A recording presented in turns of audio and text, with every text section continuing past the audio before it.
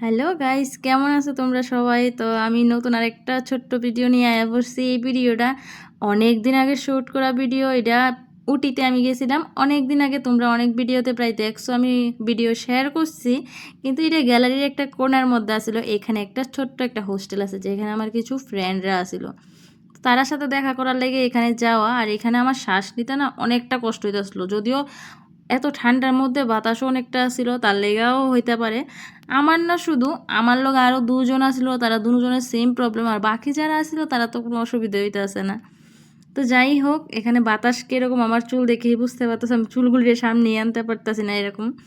তো অনেক অনেক মজা হইতে আসলো। তো ভাবলাম কিছু একটা ভিডিও নিয়ে রাখি, তোমরা সবার সাথে শেয়ার করুম।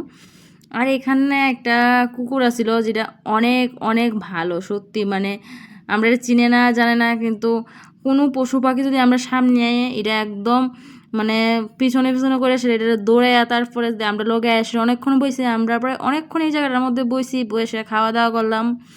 তো এই যে এখন যাইতাছি গা।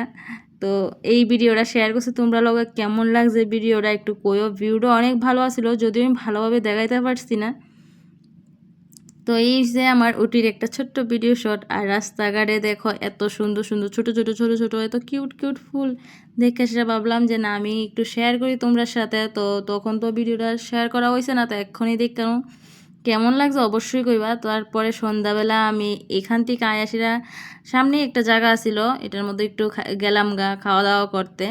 গিয়ে আসেরা এখানে একটা ছোট্ট মোটো চকলেটের শপ আছিল। তো এখানে যা সে কিছু চকলেট নিলাম, হোমমেড চকলেট। আর এটা আসলে একটা ম্যাঙ্গো ফ্লেভারের, সরি না, লেমন ফ্লেভারের আসলে আমি এখন যেটা দেখাইছি। দারুণ দারুণ লাগছে খাইতে, মানে এটা অসাধারণ টেস্ট। আর যেখানে যতগুলি আছে চকলেট সব হোমমেড, দারুণ লাগছে খাইতে। তো যাই হোক, তোমরা কেমন লাগছে ভিডিওটা অবশ্যই কমেন্ট করে জানাইতে ভুললো না। আর আমি এরকম আরও কয়েকটা ভিডিও নিয়ে আইতেছি খুব তাড়াতাড়ি।